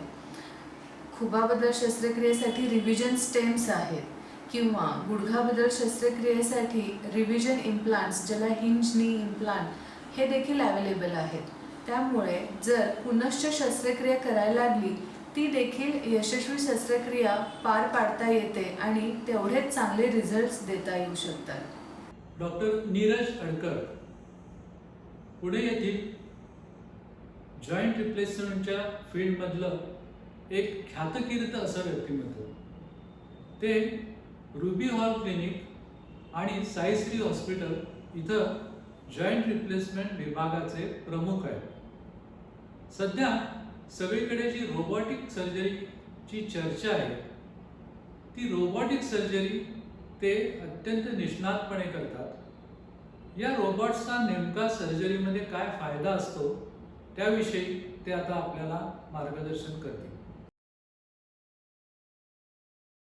नमस्कार. इंडियन मेडिकल असोसिएशन सांगली द्वारे डॉक्टर तुमच्या भेटीला ह्या उपक्रमाखाली आज मला इथं आमंत्रित करण्यात आलेलं आहे. त्याबद्दल मी IIMA सांगलीचे आणि डॉक्टर GS कुलकर्णी सरांचे स्पेशली मी आभार मानतो. आजच्या अ, घडीला जॉईंट रिप्लेसमेंट हा एक खूप चर्चेला असणारा विषय आहे. त्याच्यात प्रामुख्याने खुब्याचा सांधा, गुडघ्याचा सांधा हे जास्त प्रमाणात बदलले जातात किंवा त्याच्यामध्ये व्याधी जास्त असतात. आणि त्यात परत आता रोबोटिक सर्जरी या विषयी आज आम्ही खूप जास्त प्रमाणात आम्हाला प्रश्न विचारले जातात किंवा त्याच्याबद्दल कुतूहल पण जनतेच्या मनात खूप आहे. आज ऑपरेशन नंतर पेशंटच्या अपेक्षा ह्या खूप जास्त आहेत. पेशंटला स्पोर्ट्समध्ये पार्टिसिपेट करायचं आहे आणि बऱ्याच वेळा याच्यामध्ये मग तो जो सांधा आपण बसवलेला असतो तर तो थोडासा त्याचा अब्यूज व्हायची शक्यता असते. त्याच्यामुळे ॲज अ डॉक्टर आमचे हा प्रयत्न असतो की हा जो काही आम्ही जॉइंट बसवतो तो किती दीर्घकाळ टिकेल किंवा तो चांगल्यात चांगल्या प्रतीचा जॉइंट, त्याचबरोबर तो एकदम वेल अलाइन्ड जॉइंट पाहिजे जेणेकरून तो दीर्घकाळ टिकेल. हिप रिप्लेसमेंट बद्दल जर बोलायचं गेलं तर कुठल्याही हिप रिप्लेसमेंटचं कॉम्पोनंट डिझाइन म्हणजे त्याचं जे ऍक्च्युली डिझाइन आहे आणि त्याचबरोबर त्याच्यातली जी क्वालिटी आहे मटेरियलची ते सगळ्यात महत्वाचं आहे. त्याचबरोबर तो जॉइंट कसा बसवला गेलेला आहे, आजूबाजूच्या सॉफ्ट टिश्यूज मध्ये काय आहे आणि त्याचं फंक्शन. त्याच्यानंतर आपण हिप रिप्लेसमेंटच्या इम्प्लांट विषयी आता थोडक्यात माहिती घेऊया. ह्याच्यामध्ये आपण बघतोय की हे जे आहेत ऍसेटाब्युलर शेल म्हणतात ज्याच्यात तो कप बसवला जातो. आतमध्ये पॉलिथिलीन किंवा सिरॅमिक लायनर असतो. इथं मेटल किंवा सिरॅमिक वापरलं जातं फिमोरल हेड साईडला आणि इम्प्लांट जो आहे तो फिमोरल स्टेम आयदर सिमेंटेड किंवा अनसिमेंटेड असू शकतो. आपण इथे चित्रात बघतोय की वरचं जे चित्र आहे ते सिमेंटेड इम्प्लांटचं आहे, ज्याच्यात हे जे इम्प्लांट आहेत ते सिमेंटने फिक्स केलेले आहेत. हे प्रामुख्याने उतार वयामध्ये हा इम्प्लांट वापरला जातो जिथं बोन क्वालिटी आहे ही चांगली नसते आणि हाडाच्या खोबणीमध्ये हे सिमेंटनी हा इम्प्लांट फिक्स केला जातो. खालचं जे चित्र आहे ते अनसिमेंटेड इम्प्लांटचं आहे, ज्याच्यामध्ये जो इम्प्लांट आहे प्रेस फिट टेक्निकनी बसवला जातो आणि त्याच्यावरती एक स्पेशल लेयर असतो. आपण इथे बघतोय त्याला हायड्रॉक्सी एपिटाइट असं म्हणतात. त्याच्यामुळे नवीन बोन ग्रोथ त्या इम्प्लांट वरती होते. प्रामुख्याने यंग अडल्ट्स मध्ये जिथं बोन स्टॉक चांगला आहे हे वापरलं जातं. हायड्रॉक्सी एपिटाइट सारखंच हे जे इम्प्लांट आहे इथं आपण बॅक साईडला बघतो त्याच्यावरती पोरोकोट म्हणतात. तर त्याच्यावरती पण ते नवीन बोन ग्रोथ व्हायला त्याचा उपयोग होतो. सो जिथं बोन स्टॉक चांगला आहे अशा ठिकाणी इम्प्लांट वापरलं जातं आणि ऍक्च्युली आता सद्य स्थितीमध्ये किंवा करंट लिटरेचरमध्ये अनसिमेंटेड इम्प्लांट जे आहेत ते जास्त प्रिफर केले जातात, एस्पेशली ऍसेटॅब्युलर साईडला, कप साईडला आणि ते दीर्घकाळ टिकतात असं सध्याचं लिटरेचर सांगतंय. आपण जर वेगवेगळे प्रकार अजून पुढे जाऊन बघितले तर त्याच्यामध्ये मेटल ऑन पॉलिथिलीन आपण वापरू शकतो. पूर्वी मेटल ऑन मेटल पण वापरलं जातं पण सध्या ते वापरलं जात नाही. पण सद्य स्थितीमध्ये सिरॅमिक ऑन सिरॅमिक इम्प्लांट हा सगळ्यात जास्त वापरला जातो आणि तो दीर्घकाळ टिकतो असं शास्त्रीय दृष्ट्या किंवा रिसर्चद्वारे सिद्ध झालेलं आहे. त्या सिरॅमिक ऑन सिरॅमिक इम्प्लांट मध्ये फिमोरल हेड डायमीटर पण आपल्याला जास्त आपण वापरू शकतो आणि या चित्रामध्ये आपण बघतोय की डायमीटर मोठा असेल तर ऑपरेशन नंतरची जी मुवमेंट आहे ती जास्त प्रमाणात मिळते. तर ह्या पेशंट जे आहेत ते पूर्णतः बेड रिडन होते आणि दोन्ही खुब्याचे सांधे बदलल्यानंतरची त्यांची हालचाल आहे. सो लार्ज फ्युमरल हेड आणि सिरॅमिक हेड वापरल्यानंतर एक चांगली ऍक्टिव्हिटी आपल्याला लेवल अचीव्ह करता येते आणि अगदी नॉर्मल लाईफ आपल्याला जगता येतं. त्या पेशंटचे व्हॅस्क्युलर नेक्रोसिस सध्या कोविडमुळं एव्हीएनच्या केसेस खूप वाढलेल्या आहेत. दररोजच्या ओपीडीत 1 किंवा 2 एव्हीएनचे पेशंट सध्या तपासतोय मी आणि त्याच्यामध्ये हे एव्हीएन मुळे खराब झाल्यानंतर हे जो जॉईंट आहे चेंज झालेला आपल्याला इथे दिसतोय आणि ऑपरेशनच्या पूर्वी हा असा चालायचा आणि ऑपरेशन नंतर गाडी चालवताना आपल्याला इथे हा बघायला मिळतोय. अतिशय चांगली ऍक्टिव्हिटी लेवल जे आहेत लार्ज फिमोरल हेड वापरून आपल्याला अचीव्ह करता येऊ शकते. या पेशंटचे दोन्ही खुब्याचे सांधे खराब झालेले होते आणि हे बदलल्यानंतर असे इथं आपल्याला दिसत आहेत आणि त्यांनी हा स्विमिंग करतानाचा व्हिडिओ मला पाठवला. सो ह्याचा अर्थ असा आहे की जर चांगले इम्प्लांट जर वापरले आपण तर डेफिनेटली ऍक्टिव्हिटी लेवल ही चांगल्या रीतीने अचीव्ह करता येते आणि हे सांधे दीर्घकाळ टिकतात. तर हे स्टँडर्ड रुटीन इम्प्लांट झाले हिप रिप्लेसमेंटचे आपण आता जे बघितलेले. आता ह्या आजींचं वय वर्ष 100 त्यांचा खुब्याचा सांधा ऑपरेट झालेला होता, पण तो खराब म्हणजे ऑस्टिओपोरोसिस असल्यामुळे तो स्क्रू हलला आणि त्याच्यानंतर हा आपल्याला लॉंग स्टेम वापरून आपल्याला हा जॉईंट रिप्लेस करावा लागला आणि त्याच आजी ऑपरेशन नंतर एक 3 आठवड्यांनी व्यवस्थित उभं राहताना, चालताना आपल्याला बघायला मिळत आहेत. सांगायला आनंद होतो, की आता आजींचं वय 105 आहे आणि एक रुटीन आयुष्य ते अजून पण जगू शकतायत. तर चांगले इम्प्लांट आणि पेशंट स्पेसिफिक इम्प्लांट्स वापरणं जरुरी आहे. पेशंटला हाडांची किती झीज झालेली आहे, हाडांची कंडिशन काय आहे, ऑस्टिओपोरोसिस किती आहे, सांध्याची डिफॉर्मिटी किती आहे, ऍसिटाबिलम म्हणजे कप साइडला किती डिफेक्ट आहे, ह्याच्यावरती हे इम्प्लांट आपण ठरवतो. आता गुडघ्याच्या सांध्याच्या संदर्भात आपण माहिती घेऊया. गुडघ्याचा सांधा हा खूप जास्त प्रमाणात त्याची झीज होते, स्पेशली इंडियन पॉप्युलेशन मध्ये गुडघ्याचा सांधा जास्त प्रमाणात झिजलेला आपल्याला बघायला मिळतो. त्याच्यामध्ये ऑल पॉलिथिलिन आणि मेटल बॅग असे 2 बेसिक प्रकार असू शकतात. त्याच्यामध्ये आपल्याला चित्रात जे दिसतंय ते ऑल पॉलिथिलिन म्हणजे जिथं मेटल बेस प्लेट नाहीये आणि मेटल बॅग म्हणजे जिथं मेटल बेस प्लेट आहे, असे 2 हे सांधे असतात. आणि याच्यामध्ये ऑल पॉलीला एक ज्यांचा बोन स्टॉक चांगला आहे किंवा माइल्ड टू मॉडरेट डिफॉर्मिटी मध्ये हा सांधा वापरला जातो. मेटल बॅग हा रुटीनली वापरला जाणारा सांधा आहे. वरचे जे चित्र आहे ते ऑल पॉली जॉईंट रिप्लेसमेंट नंतरचे एक्स-रे पिक्चर आहे आणि खालचं जे आहे ते मेटल बॅग इम्प्लांट नंतरचं एक्स-रे पिक्चर आहे. आणि इथं आपल्याला क्लिअरली दिसतंय की मेटल बेस प्लेट असते आणि इथं आपल्याला मेटल बेस प्लेट दिसत नाहीये. ऑक्झिनियम किंवा गोल्ड ओप्युलंट हे जे इम्प्लांट आहेत, हे ज्यांना मेटल अलर्जी आहे अशा लोकांमध्ये सजेस्ट केले जातात. गोल्ड ऑप्युलंट मध्ये वेअर अँड टेअर पण खूप कमी होते आणि हा सांधा दीर्घकाळ टिकतो असं संशोधनानंतर सिद्ध झालेलं आहे. व्हिटॅमिन ई पॉली काही सांध्यांमध्ये वापरले जातात. ज्याच्यामध्ये again polyethylene wear and tear कमी होते आणि त्याच्यामुळं हा सांधा दीर्घकाळ टिकायला मदत होते. आता हे रुटीन आपण केसेस बघितल्या, पण त्याच्यामध्ये ज्यावेळेस डिफॉर्मिटी जास्त असते किंवा असं आपण इथं बघतोय की या हाडाला फ्रॅक्चर झालेलं आहे, सांधा झिजलाय आणि खाली फ्रॅक्चर पण झालेला आहे. तर अशा केसेसमध्ये एक्सटेन्शन स्टेम किंवा काही कन्स्ट्रेंट इम्प्लांट आपल्याला वापरावे लागतात. पार्शल नी रिप्लेसमेंटचा जर विचार केला, तर त्याच्यामध्ये जो एकच कप्पा खराब झालेला आहे किंवा एकच कंपार्टमेंट खराब झालेला आहे, तेवढंच आपण चेंज करतो. आणि ऑपरेशन पूर्वीचा आणि ऑपरेशन नंतरचा एक्स-रे आपण इथं बघतोय. आता हा जो आहे हा पार्शल नी रिप्लेसमेंटचा एक्स-रे आहे आणि हा जो आहे टोटल नी रिप्लेसमेंटचा एक्स-रे आहे. रोबोटिक संदर्भात आता थोडक्यात माहिती घेऊया. रोबो हा एक झेक वर्ड आहे. त्याचा अर्थ आहे फोर्स लेबर. हा रोबोटा या शब्दावरनं रोबो हा वर्ड आलेला आहे आणि त्याचा अर्थ आहे force labour. So you are asking someone to work for you. आणि हे जे रोबो आहेत ते एव्हिएशन, मिलिटरी, हेल्थकेअर सगळ्या इंडस्ट्रीमध्ये आहेत. जिथे इथं प्रिसिजन लागते, प्रोडक्टिव्हिटी लागते, एफिकसी लागते, अशा ठिकाणी वापरलं जातं. पहिला रोबो जो आहे 1988 साली वापरला गेला आणि न्यूरोसर्जिकल बायोप्सीमध्ये आणि 1991 मध्ये प्रोस्टेट सर्जरीसाठी तो प्रथमतः वापरला गेला.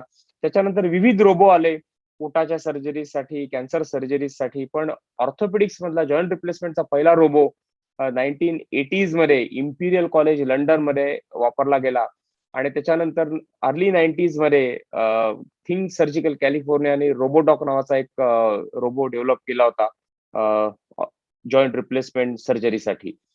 हे रोबोचे जे इन्स्टॉलेशन आहेत प्रत्येक वर्षी, हा अमेरिकेतला चार्ट आहे, प्रत्येक वर्षी वाढत चाललेले आहेत. आणि त्याच्यामुळं जे आहेत ह्या स्टडीमध्ये असं सांगितलं गेलं की 2019 मध्ये फक्त 11% नी रिप्लेसमेंट रोबोटिकनी केल्या जातील. पण तेच प्रमाण 2027 मध्ये 50% पर्यंत पोहोचणार आहे. त्याच्यामुळे रोबो हा फक्त म्हणजे त्याचा वापर तर जॉईंट रिप्लेसमेंट वाढतच जाणार आहे. पण तो फक्त तिथंच न थांबता आपल्याला लिगामेंट सर्जरीज मध्ये, हाय टिबियल ऑस्टिओटॉमीज मध्ये किंवा विविध प्रकारच्या बाकीच्या सर्जरीमध्ये पण रोबोचा वापर नजीकच्या भविष्यकाळामध्ये वाढणार आहे. तर रोबो जो आहे हा क्युबिस किंवा सांगायला आनंद होतो की हा फुल्ली ऑटोमेटेड रोबोटिक सिस्टीम जी पश्चिम भारतातली पहिली आम्ही साईश्री हॉस्पिटलमध्ये इन्स्टॉल केली आणि त्याच्यानंतर आता रुबी हॉल क्लिनिकमध्ये पण हे आहे. तर त्याच्यात ऑपरेशन पूर्वी पेशंटचा सिटी स्कॅन केला जातो आणि हे लॅपटॉपवरती असं प्लॅनिंग केलं जातं. त्याच्यामध्ये जे सांध्याचे जे ऍक्च्युली खुब्यापासून गुडघ्यापासून अँकल जॉईंट पर्यंत सिटी स्कॅन केला जातो आणि त्याच्यामध्ये जे आहेत centre of the femoral head, centre of the knee joint, centre of the ankle, हे सगळं मार्क केलं जातं. त्याच्यावरनं लेग ऍक्सिस कॅल्क्युलेट केला जातो. तो इम्प्लांट कसा बसवायचा हे आपण मार्क करतो. आणि त्याच्यानंतर ही व्हर्च्युअल प्रोसिजर झाल्यानंतर हा प्लॅन सेव्ह करून रोबोला फीड केला जातो. At the end of the this planning हा असा चार्ट येतो, ज्याच्यामध्ये आपण किती रिसेक्शन करणार आहोत, किती अँगल मध्ये करणार आहोत, हे सगळं आपल्याला चार्ट वरती दिसतं. त्याच्यानंतर ऑपरेशनच्या मध्ये ह्या रोबोला हा प्लॅन प्रत्येक पेशंटच्या वेळेस हे कॅलिब्रेशन करावं लागतं. प्लॅन फीड केल्यानंतर रोबोचं कॅलिब्रेशन प्रोसेस अशी केली जाते आणि अॅनेस्थेशिया वर्क चालू असताना पॅरलली ही प्रोसेस चालू होते आणि त्याच्यानंतर रोबो आतमध्ये येऊन आपल्या प्लॅन नुसार हे सगळं आपला प्लॅन एक्झिक्यूट करतो. लिटरली हे सीएनसी मशीन सारखं, इंडस्ट्रीतल्या सीएनसी मशीन सारखं हे काम करतं आणि अतिशय प्रिसाईज काम या रोबोद्वारे होतं. आता काही केसेस मी आपल्याला इथे दाखवू इच्छितो. 74 वर्षाचे गृहस्थ होते आणि त्यांना दोन्ही गुडघ्यांचा त्रास होता. एका साईडला तर मोठा रॉड पण होता त्यांच्या पायामध्ये आणि ऑपरेशनच्या दरम्यान मी हा व्हिडिओ मुद्दाम दाखवू इच्छितो आपल्याला, की आतल्या बाजूला फक्त 2 किंवा 3 मिलीमीटरच ते ओपन होतं. एवढा तो जॉईंट आतल्या बाजूला टाईट होता.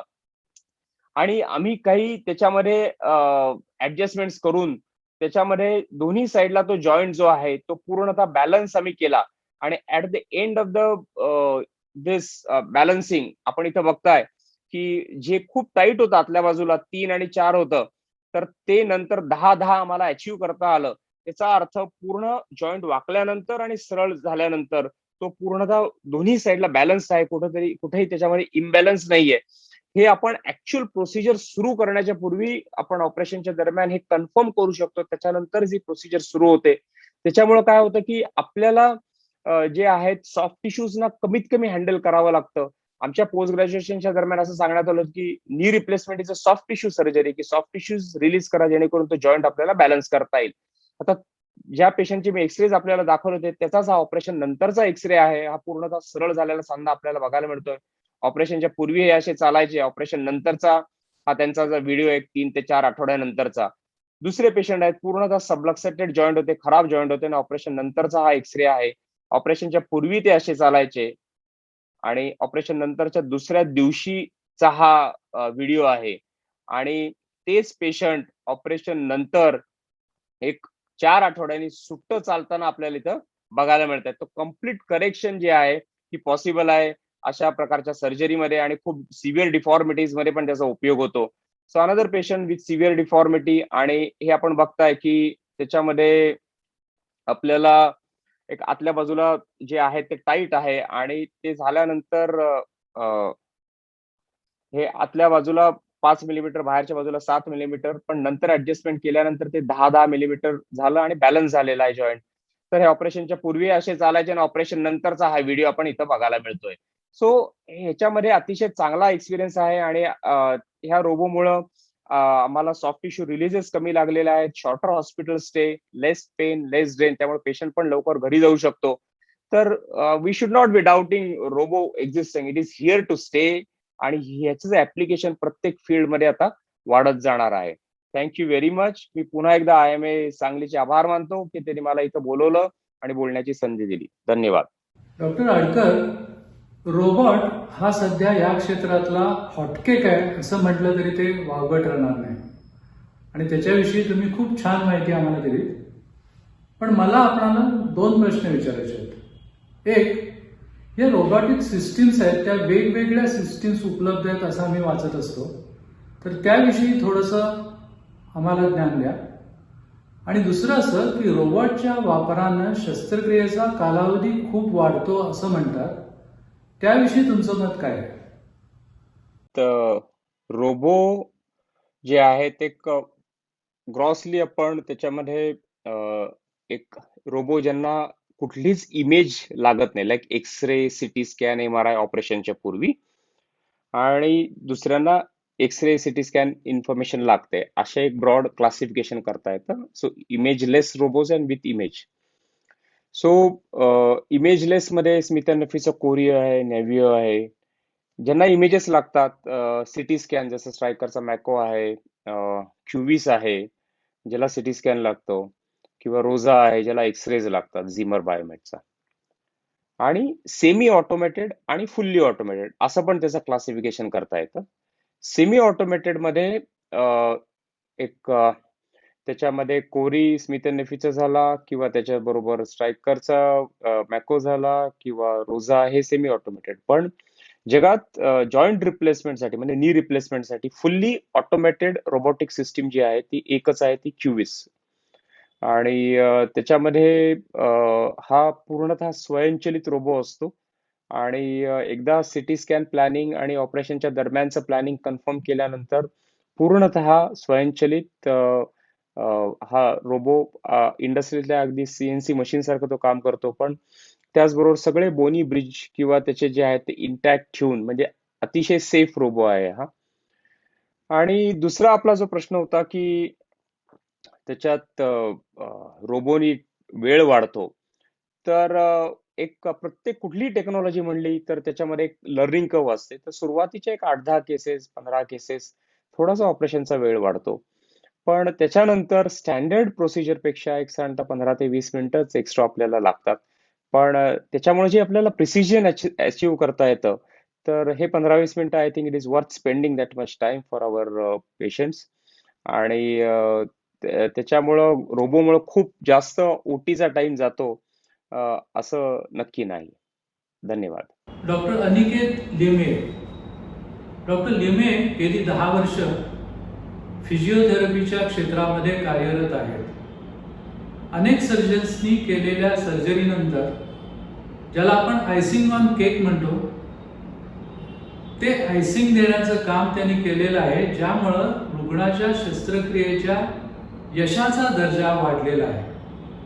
आम्ही असं नेहमी म्हणतो की सर्जनचं काम हे 70% असतं आणि त्यानंतरचा 30% वाटा हा फिजिओथेरपिस्टचा असतो.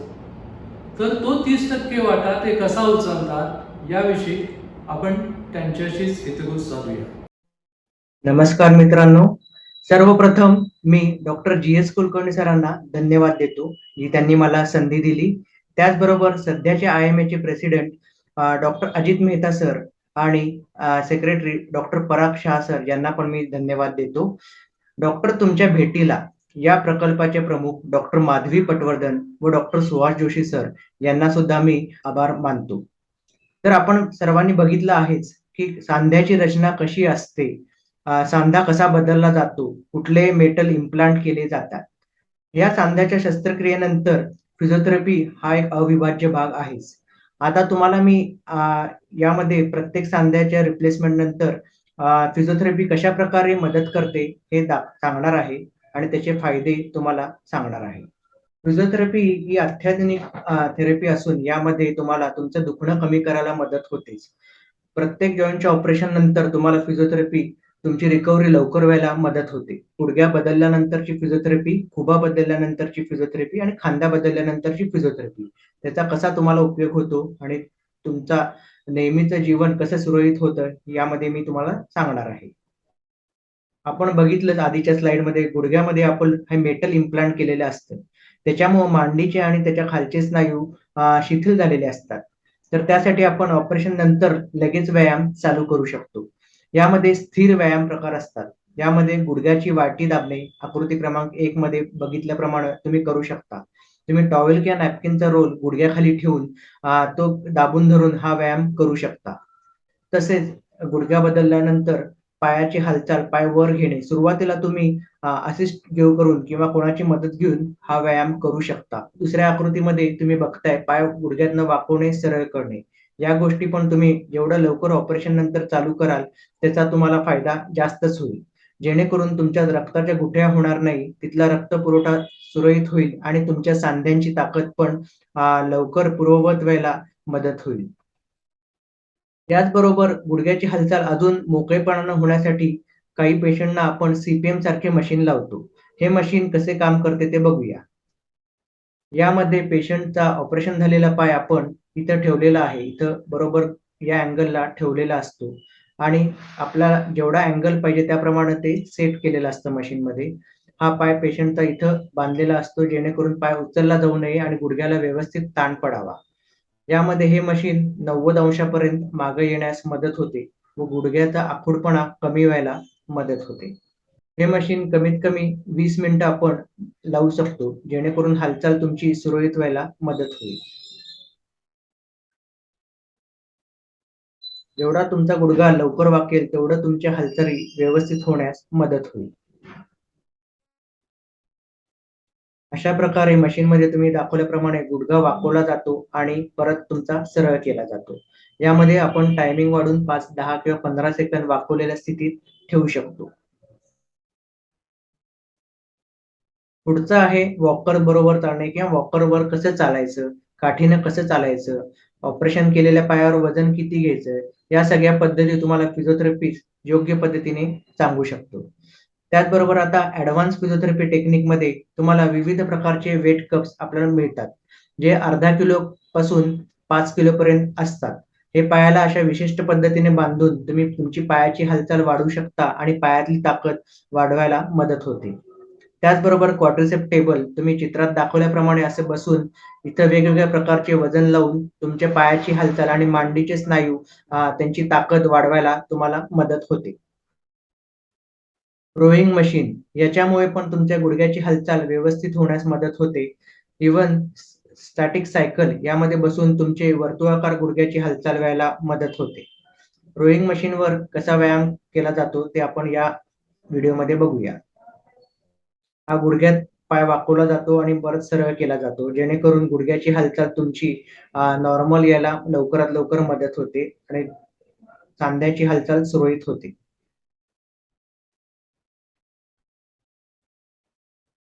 त्याचबरोबर ॲडव्हान्स टेक्निकमध्ये पाण्यातले व्यायाम, पाण्यात चालण्याचे व्यायाम तर उपयोगी आहेत. त्याचबरोबर पाण्यात स्टेअरकेस म्हणजे पाय वजन देऊन पाय उभं राहणं, खाली ठेवणं, निम्मं खाली बसणं, ज्याला स्क्वॅट म्हणतो आपण, ते करू शकतो. वेगवेगळ्या प्रकारची वजनं बांधून आपण पाण्यात व्यायाम करू शकतो, जेणेकरून तुमची पायातली ताकद लवकर वाढायला मदत होते. पुढचं आहे खुबा बदलल्यानंतरची फिजिओथेरपी. तुम्ही बघितलंच आहे खुब्यात बदलल्यानंतर इथं मेटल इम्प्लांट केलं जातं.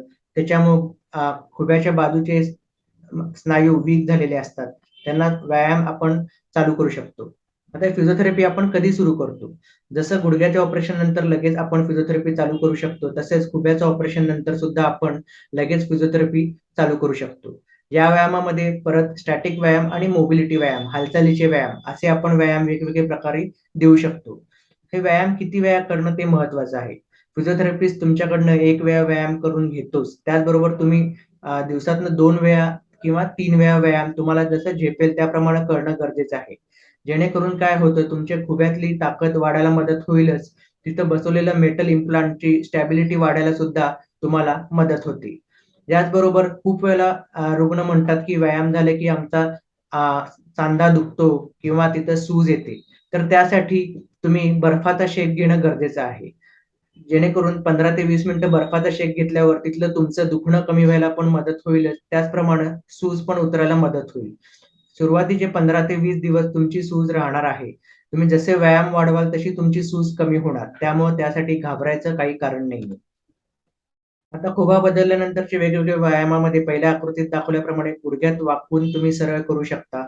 हे सर्व तुम्ही व्यायाम फिजिओथेरपिस्टच्या सल्ल्यानं करणं गरजेचं आहे. पाय बाहेरच्या बाजूला घेणं, परत जागेवर ठेवणं हे गरजेचं आहे. त्याचबरोबर जेवढा पाय वाकवल्यानंतर थोड्या दिवसानंतर कंबर वर उचलणं, हे पण व्यायाम प्रकार खुबा बदलल्यानंतर तुम्ही करणं गरजेचं आहे. आता कुठल्या गोष्टी करू नयेत आणि कुठल्या गोष्टी कराव्यात, या पण या आकृतीत तुम्ही बघताय. कधी ऑपरेशन झाल्यानंतर खुब्याच्या दोन्ही पायाच्या मध्ये उशी घेऊन झोपणं गरजेचं आहे. कधी पाय जवळ घेऊन झोपू नये. पाय जवळ घेऊन झोपल्यास सांधा निसटण्याची शक्यता जास्त असते. त्यामुळं दुसऱ्या आकृतीत दाखवल्याप्रमाणे पाय एकावर एक ठेवून किंवा दोन्ही पाय असे जवळ ठेवून झोपायचं नाहीये. तर दोन्ही पायाच्या मध्ये व्यवस्थित उशी घेऊन झोपणं खूप गरजेचं आहे. त्याचप्रमाणे बसण्याची पद्धत तुम्ही व्यवस्थित पाय खाली टेकून बसणं गरजेचं आहे. पाय खूप जवळ घेऊन किंवा खाली खूप खालच्या कंडिशनमध्ये बसणं गरजेचं नाहीये. पुढे वाकून तुम्ही वस्तू घेणं पण पूर्ण टाळलं पाहिजे. याचबरोबर फिजिओथेरपिस्ट तुम्हाला जिना चढ-उतार कसं करायचं, पायावर वजन कितपत घ्यायचं, हळू-हळू वजन कसं वाढवायचं पायाचं, जेणेकरून दोन्ही पायावर समान वजन आलं जाईल, या सर्व गोष्टी तुम्हाला फिजिओथेरपिस्ट शिकवतो. जिना चढ-उतार करताना कुठला पाय वर ठेवायचा, कुठला खाली ठेवायचा, उतरताना कुठला पाय पहिला खाली ठेवायचा, या सर्व गोष्टी फिजिओथेरपिस्ट तुम्हाला चांगल्या पद्धतीने शिकवू शकतो. आता आपण एक रुग्णाचा आपण एक व्हिडिओ बघूया. यामध्ये त्यांनी वजन कसं ट्रान्सफर करायचं हे तुम्हाला दाखवलेलं आहे. एका पायावरनं दुसऱ्या पायावर. यामध्ये वॉकरचा सपोर्ट घेतलेला आहे आणि ऑपरेशन झालेल्या पायावर तुम्ही वजन घेतलेलं आहे त्यांनी. हे तुम्ही वजन हळूहळू वाढवू शकता. वॉकरनं चालवण्याचा पण व्हिडिओ मी दाखवलेला आहे आणि त्याचप्रमाणे काठीनं चालवल्याचा. जसं तुम्ही व्यायाम वाढवाल तशी तुमची खुब्याची ताकद वाढायला मदत होणार आहे. वॉकर घेऊन चालताना पहिला पाय कुठला टाकणे, दुसरा पाय कसं टाकणे, वॉकर कधी पुढे करणे, या सर्व गोष्टी तुम्हाला फिजिओथेरपिस्ट चांगल्या रीतीने समजावून सांगू शकतो.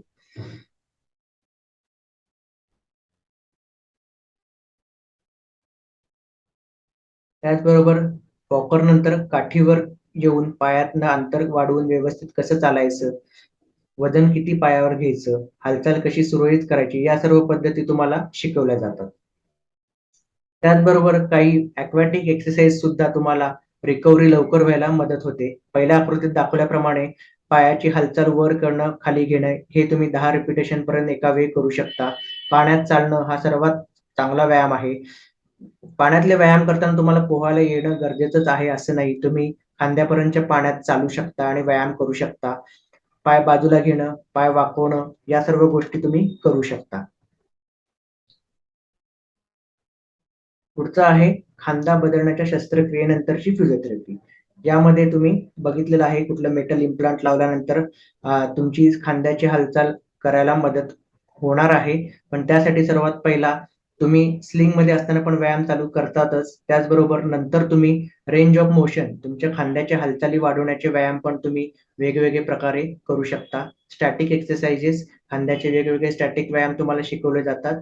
खूपच खांदा आखडला असेल तर त्यासाठी तुम्हाला मोबिलायझेशन हे टेक्निक फिजिओथेरपिस्ट कडनं करून घेता येते. जेणेकरून तुमचा खांदा लवकर मोकळा व्हायला मदत होते. पुलिसचे व्यायाम एकदा स्लिंगमधनं तुम्ही हात काढल्यानंतर खांद्याची पुढची हालचाल वर समोर सरळ व्हायला पुलिस हे मशीन वापरलं जाते. ह्याच्यामुळे तुमची हालचाल खांदे वर होण्यास मदत होते. तुम्ही एकदम त्याच्या सपोर्टनं आरामात व्यायाम करू शकता आणि तुमची खांद्याची मोबिलिटी वाढायला मदत होते. पुढचं आहे जसं समोर घेतलं तसंच बाजूनं पण हालचाल करणं गरजेचं आहे. यासाठी अशा प्रकारे पुलिसचा वापर करून तुम्ही व्यायाम करू शकता. पुढचं आहे शोल्डर व्हील.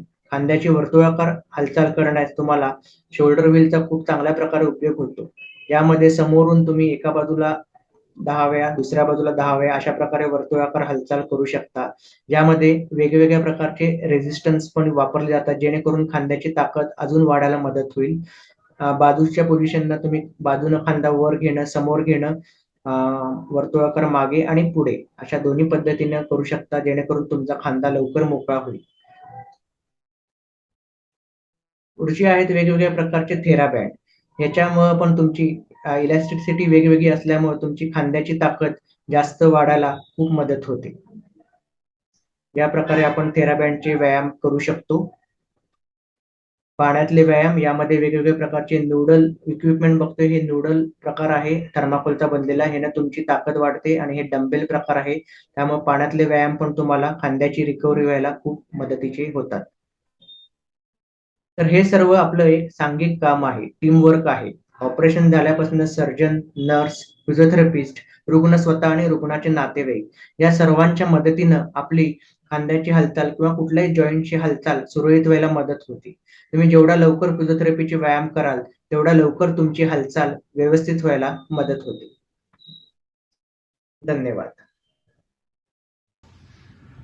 डॉक्टर लिमये, खांद्याच्या शस्त्रक्रियेनंतर स्लिंगमध्ये किंवा स्टॅबिलायझरमध्ये हात असतानाच एक्सरसाइजेस सुरू करावेत असं आपण सांगितलं. पण ते कसं शक्य आहे? असे कुठले एक्सरसाइजेस हात स्लिंगमध्ये असताना करता येतात त्याविषयी जरा सांगाल का? सरांनी खूपच चांगला प्रश्न विचारला आहे.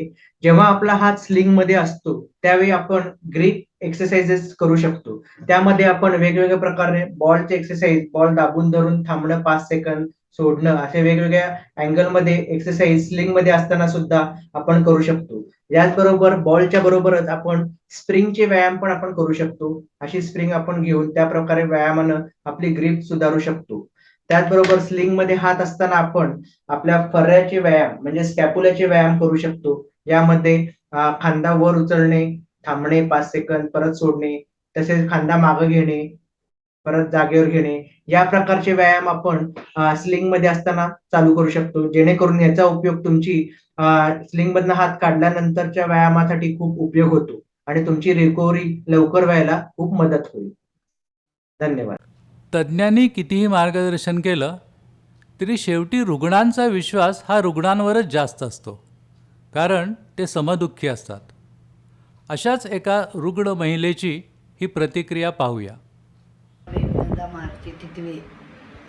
2011 साली डाव्या गुडघ्याचं ऑपरेशन झालं, सक्सेस झालंय ते. त्याच्या आधी लय दुखत होता गुडघा, ऑपरेशन झाल्यापासून कमी झाला, कमीच आहे. तज्ज्ञांनी कितीही सांगितलं तरी शेवटी सामान्य रुग्णांच्या मनामध्ये काही प्रश्न असतात, छोटे छोटे प्रश्न असतात, पण जे त्यांच्या दृष्टीनं अतिशय महत्त्वाचे असतात. अशा प्रश्नांची, ज्याला आपण रॅपिड फायर सिक्वेन्स म्हणतो, अशी एक प्रश्नमंजुषा मी तयार केली आहे. तर ते प्रश्न आणि त्यांची उत्तरं आपण पाहूया. पहिला प्रश्न अर्थातच, कोणत्या रुग्णांनी सांधेरोपण करावं? 1. ज्याच्या वेदना इतर सर्व उपाय योजूनही कमी होत नाहीत आणि ज्यांना वेदनेपासून सुटका हवी आहे, अशा सर्व रुग्णांनी. मित्रो, इतर उपाय कोणते याविषयी IMA एक वेगळं चर्चासत्र नक्की सादर करेल. 2. ज्यांना चालणं आणि दैनंदिन विधी आणि कामकाज उरकणं मुश्किल आहे, अशा सर्वांनी. 60नंतर शस्त्रक्रिया शक्य आहे का? ही शस्त्रक्रिया वृद्ध लोकांसाठीच आहे. अपवादात्मक परिस्थितीत तरुणांच्या सांध्याची झीज झाल्यास त्यांनीसुद्धा मागं हटू नये. वृद्धापकाळीसुद्धा ही शस्त्रक्रिया एकदम सुरक्षित असते. पूर्ण भूल न देता मणक्यात इंजेक्शन देऊन ही शस्त्रक्रिया केली जाते. किती दिवस राहावे लागते? सरासरी 3 ते 5 दिवस. खूप दुखतं का हो? पहिले 24 तास तर वेदना अगदी क्षुल्लक असते, कारण एपिड्युरल पंप पाठीत बसवलेला असतो मणक्याच्या शेजारी. नंतर मात्र बर्फ आणि बर्फाची पिशवी घेऊन शेकलं आणि किरकोळ वेदनाशामक औषधं घेतली तर ही वेदना नियंत्रणात ठेवता येते. बरेचसे माझे पेशंटर संध्याकाळी एपिड्युरल पंपमुळं TV बघत किंवा पेपर वाचत बसलेले असतात. भार केव्हा टाकता येतो? त्या दिवशी सायंकाळी किंवा दुसऱ्या दिवशी सकाळी. पूर्ण भार का? अर्थात बहुतांश वेळा पेशंटला पूर्ण भार टाकून दुसऱ्या दिवसापासून चालता येते. पेशंटला खाली बसता येतं का? हो, येतं, पण बसू नये असा सल्ला आम्ही देतो, कारण सांध्याचं आयुष्य वारंवार खाली बसल्यानं कमी होतं. प्रत्येक ऑपरेशनला रोबॉट वापरणं जरुरीचं आहे का? मुळीच नाही. पण बाक आलेल्या, पूर्वीचं फ्रॅक्चर असलेल्या अशा गुंतागुंतीच्या ज्या शस्त्रक्रिया असतात त्यांना रोबॉट हे नेहमीच वरदान आहे. फिजिओथेरपी अनिवार्य आहे का? याचं उत्तर ठाम हो असंच आहे. मी पूर्वी सांगितल्याप्रमाणे 70% वाटा हा सर्जनचा आणि 30% वाटा हा कुशल फिजिओथेरपिस्टचा असतो. फिजिओथेरपीनी खूप दुखतं तर फिजिओथेरपी करावीच लागेल का? फिजिओथेरपीनं खूप दुखतं हा गैरसमज आहे. सुरुवातीला सौम्य वेदना जरूर असते, पण ती कालांतरानं हळूहळू कमी होते. मंडळी, या साऱ्या चर्चासत्राचा सारांश सांगायचा झाला तर मी संक्षेपानं असं सांगेन की 1. जॉईंट रिप्लेसमेंट सर्जरी हे काही रॉकेट सायन्स राहिलेलं नाही. 2. जिल्हा स्तरावर या शस्त्रक्रिया आता सहजी होतात. 3. जॉईंटच्या किमती नियंत्रणाखाली ठेवल्यामुळे सर्वसामान्यांच्या आवाक्यात या सर्जरी झालेल्या आहेत. आणि 4थं सर्वात महत्त्वाचं म्हणजे ही सर्जरी करून घेतली नाही तर तुमच्या आयुर्मर्यादेवर काही परिणाम होणार नाही, पण तुमच्या आनंदी जीवनाची जी त्रिज्या आहे ती अक्षच आहे. तुम्ही जीवन कंठू शकाल, पण अखंड उपभोगू शकणार नाही. मी माझ्या निवेदनाची सांगता पाडगावकरांच्या 4 ओळीनं करतो. पाडगावकरांनी लिहिलंय, सांगा कसं जगायचं. सांगा कसं जगायचं, कणत कणत की गाणं म्हणत तुम्हीच ठरवा. काटा पायात रुतून बसतो हे अगदी खरं असतं, पण फुल फुलून येतं हे काय खरं नसतं. काट्यासारखं चालायचं की फुलासारखं फुलायचं हे तुम्हीच ठरवा. नमस्ते. IMAचे अध्यक्ष डॉक्टर मेहता, सचिव डॉक्टर शहा, प्रकल्प प्रमुख डॉक्टर माधवी पटवर्धन आणि डॉक्टर सुहास जोशी या सर्वांचे मनपूत आभार. नमस्ते. मित्र, आज डॉक्टर तुमच्या भेटीला या कार्यक्रमाअंतर्गत सांधेरोपण, वेदनांचे मरण आणि तारुण्याचे स्मरण या कार्यक्रमाअंतर्गत जॉईंट रिप्लेसमेंट अर्थात कृत्रिम सांधेरोपण या कार्यक्रमामध्ये doctor GS Kulkarni, doctor Omkar Kulkarni, doctor Tanvi Shinde, doctor Neeraj Adkar आणि फिजिओथेरपिस्ट डॉक्टर अनिकेत लिमये यांनी आपल्याला कृत्रिम सांधेरोपणाविषयीची परिपूर्ण अशी माहिती दिलेली आहे. खांदेबदल, गुडघेबदल आणि खुबेबदल यांचे विविध प्रकार, त्यासाठी वापरले जाणारे तंत्रज्ञान, रोबोटचा वापर आणि फिजिओथेरपीनं आपण कसं काय या पेशंटला रिहॅबिलिटेट करू शकतो याविषयीची सखोल माहिती या सर्व तज्ज्ञ चमूने आपल्याला दिलेली आहे. या सर्व तज्ज्ञ डॉक्टरांचे मी IMA सांगली आणि आपणा सर्वांच्या वतीनं मनपूर्वक आभार मानतो आणि हा कार्यक्रम संपला असं जाहीर करतो. धन्यवाद.